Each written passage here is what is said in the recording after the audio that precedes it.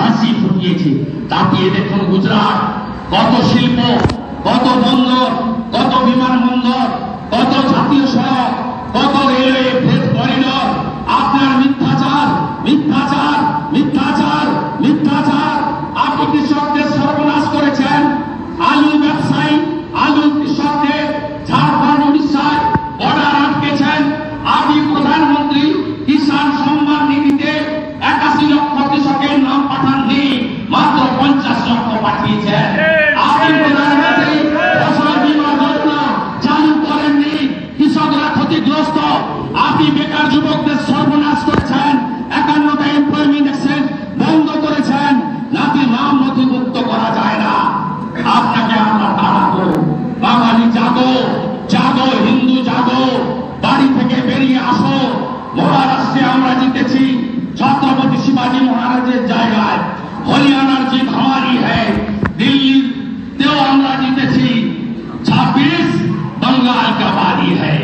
বাঙ্গাল থেকে, পশ্চিমবঙ্গ থেকে এদেরকে তাড়াতে হবে। জোর বাঁধুন, তৈরি হন। এই করে মুখ বন্ধ করা আমাদের চায় না, মুখ বন্ধ করা যায় না।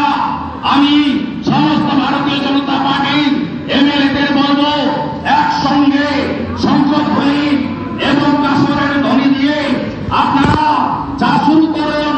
আমরা আজকে তাকত দেখাবো। সনাতনীদের ভারত, হিন্দুস্তানের নাম, এর নাম ভারতীয়। আমরা এই রামকৃষ্ণ দেবের ভূমিতে দাঁড়িয়ে আমরা আপনাকে ছাড়বো না। হিন্দু বিরোধী সরকার। মনে রাখবেন, তাই বাংলা ভালো থাকে। আর বাংলা ভালো থাকলে অন্যান্যরাও ভালো থাকে। আমরা তো ওয়েলকাম করছি সীমান্তবর্তী ব্যাপার নিয়ে যে মিটিং করছেন আপনারা দুজনে, আমরা খুশি। কারণ আমরা চাই আমার বাংলায় শান্তির জন্য, আমার ভারতবর্ষের শান্তির জন্য বাংলাদেশও ভালো থাকুক, অন্যান্য দেশও ভালো থাকুক। আমাদের কি অসুবিধা আছে? এ কথাগুলো কখনো আলোচনা করে দেখেছেন? একবারও তারাপীঠ মন্দির দেখেছেন হিন্দু ধর্মের উদ্গাতারা? So call Hinduism. What is the meaning of Hinduism? Swami বিবেকানন্দের শিকাগো বক্তৃতা পড়ুন। It's a universal religion.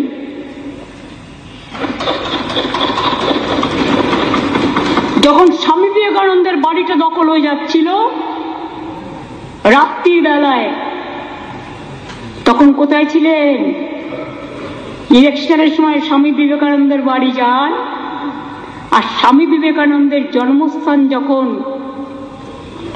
Multi store building করবার জন্য কেউ কিনে নিচ্ছিল, এখন বেঁচে নেই ডক্টর সুব্রত মৈত্র, তিনি তার আগের দিন রাত্রির বেলায়, রাতেই দখল হয়ে যেত, রাত 12টায় ফোন করলেন, মমতা একটা সিরিয়াস খবর আছে। আমি বললাম কি?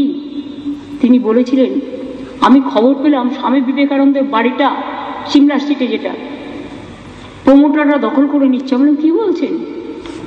বলেছিলেন হ্যাঁ। আমি সঙ্গে সঙ্গে পুলিশকে পাঠিয়ে কাজ স্টপ করেছিলাম এবং তার পরের দিন আমি স্বামী বিবেকানন্দের বাড়ি কলকাতা কর্পোরেশনকে দিকটি নিয়ে নিয়েছিলাম।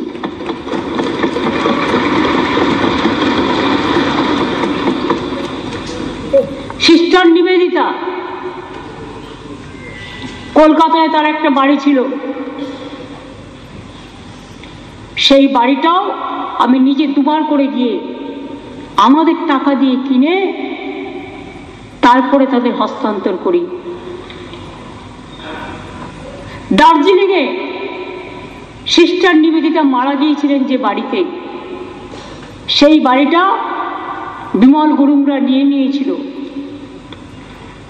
আমি একবার শান্তনু মহারাজ বেলুড় থেকে আমার সাথে গেলেন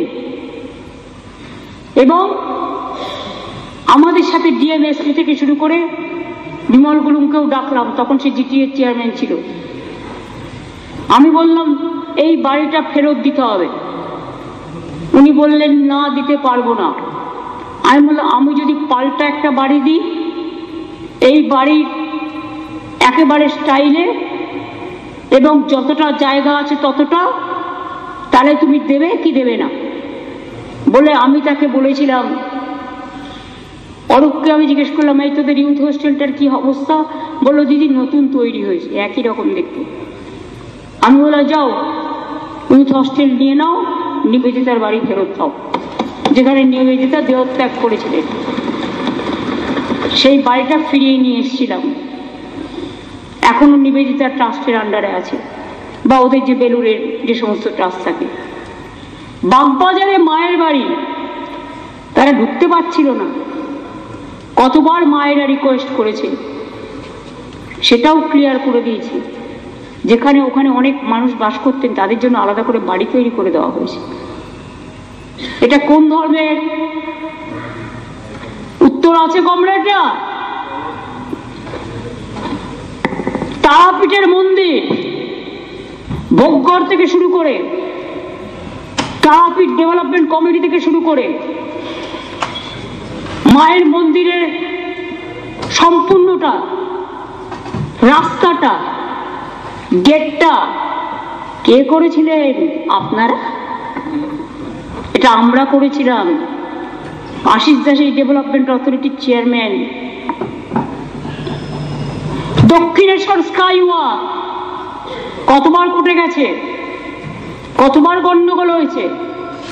আমি নিজে 3 বার ইন্টারফেয়ার করে মিটিং করে তারপরে দক্ষিণেশ্বরের ভবতারিণী মায়ের সম্মানার্থে স্কাই ওয়াক আমরা করে দিয়েছি। কঙ্কালীতলা সতীপীঠ বীরভূমে কারা করেছিল? আমরা, আমাদের সরকার। ফুল্লরা মায়ের মন্দির উন্নয়ন কারা করেছিল? আমাদের সরকার। তারকনাথের মন্দির, ভোলে বাবা পার লাগাও, ত্রিশূলধারী শক্তি জাগাও, কারা করেছিল? আমরা। দুর্গেশ নন্দিনী মন্দির পুড়ে গেছিল, কারা করেছিল? আমরা। মদন মোহন মন্দির দেখাশোনা কারা করেন? কুচবিহারের আমরা। শিবযজ্ঞ মন্দির আমরা উন্নয়ন করে দিয়েছি। মদন মোহন মন্দিরও গেস্ট হাউস থেকে শুরু করে সব করে দেওয়া হয়েছে। কালীঘাটে স্কাই ওয়াক হচ্ছে, কারা করছে? আমাদের সরকার। কোনদিন ভেবেছিলেন করা উচিত? গঙ্গাসাগর মেলা 1 পয়সাও দেন না, যেটা ইনকাম হয় সেটাও নিয়ে চলে যায় ইউপিতে। কত মানুষ যায়, লক্ষ লক্ষ মানুষ যায়, 1 কোটি 1.5 কোটি মানুষ যায়, জলে করে পার করতে হয়। কত শক্ত, কত টাফ, এক একটা মানুষ জলে জলে পার হয়। কতদিন বলেছিলাম একটা গঙ্গাসাগর সেতু করে দাও, বলতে বলতে আমার মুখ শুকিয়ে গেছে। কই বিরোধী দলের নেতারা, হিন্দু ধর্মের পথপ্রদর্শক, একবারও বলেছিলেন কেন্দ্রীয় সরকারকে গঙ্গাসাগর সেতুটা করা উচিত গঙ্গাসাগরের স্বার্থে? না, করেননি। আমরা সেতুটা করছি। এই বাজেটেও তার জন্য 500 কোটি টাকা রাখা হয়েছে এবং 4 লেন রাস্তা সহ সেতু হচ্ছে, যেটা 1500 কোটি টাকা খরচা হবে। ডিপিআর হয়ে গেছে। জগন্নাথ ধাম কি বললেন বাবু? যে বাবু বকবক করতে ভালোবাসেন, বকবক বাবু কি বললেন? বললেন যেদিন ওটা হবে আমি সেদিন সব বেড়া উপরে বসে থাকবো।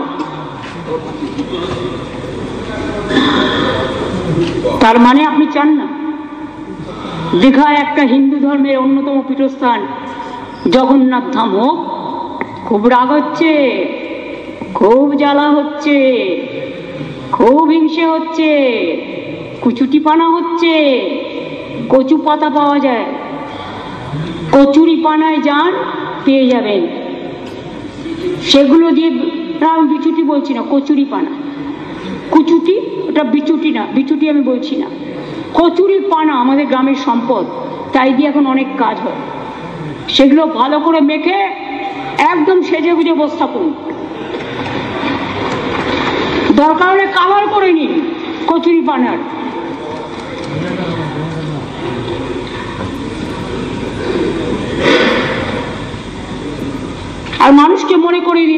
জগন্নাথ ধাম করতে দেবো না। এত সস্তা? সাহস থাকলে, বুকের পাটা থাকলে আটকাবেন। মনে রাখবেন, আমরা চ্যালেঞ্জ অ্যাকসেপ্ট করেছি।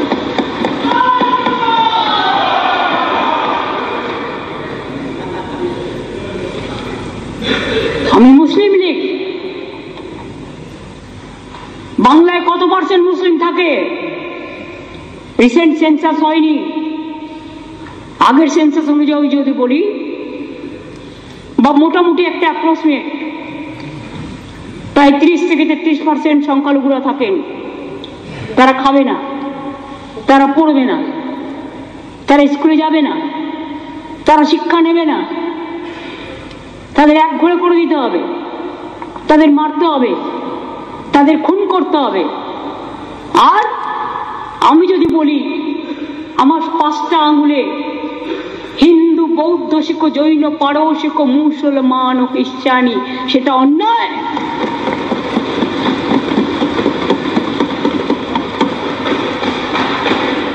একথা শিখেছি নজরুল ইসলামের ভাষায়।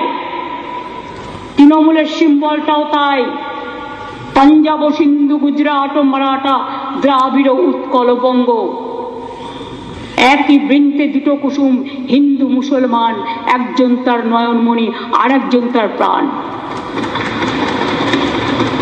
আমাকে মুসলিম লীগ বলছেন? আপনারা তো মুসলিম লীগের সাহায্য নেন ইলেকশনের সময়, তৃণমূলকে হারানোর জন্য, অন্য পার্টিকে হারানোর জন্য। কত সাহায্য নেন? বেলুনটা ফাঁস করব, না গ্যাস বেলুনের গ্যাসটা ফাটিয়ে দিয়ে প্রমাণ করব কোনটা সঠিক আর কোনটা বেঠিক? কাউ কিছু বলার আগে মনে রাখবেন, বাজে কথা বললে জনগণই থোতা মুখ ভোতা করে দেবে, আমাদের করতে হবে না। এত যে অশ্লীল কথা বলছেন একটা ধর্মের নামে, এত কুৎসা করছেন, একটা অপপ্রচার করছেন, একদিন তারা যদি একটা আন্দোলনের ডাক দেয়, আপনি নিজেকে সামলে রাখতে পারবেন তো? আমি সবাইকে নিয়ে শান্তিতে চলি। আমাদের এখানে দুর্গাপুজো হয়, কালী পুজো হয়, কেউ আবার শ্যামা পূজাও বলেন। এই তো কদিন বাদে শিবরাত্রি আছে, তারপরে দোল আছে, কদিন আগে শবে বরাত চলে গেল, তথ্যও জানে না। বলল আমি মুসলিম লীগ, তাই শবে বরাতের ছুটিতে, শবে বরাতের 2 দিন ছুটি দিয়েছি। I challenge this. এবং ওরা আমাকে দাঁড়ান, ওরা আমাকে ফেস করতে পারে না বলে আমি বলার সময় থাকি না।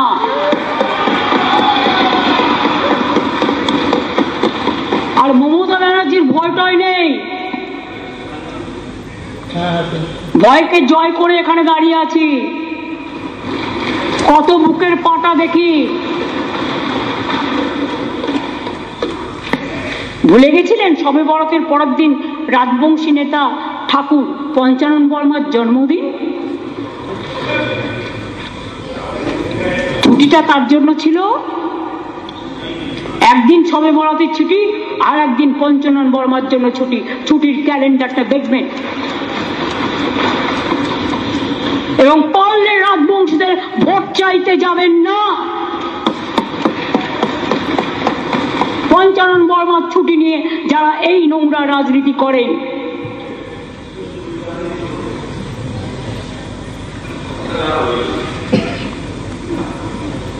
কি খারাপ হয়েছে সেটা আমি জানি না, সেটা বুঝবে পরের ইলেকশনে।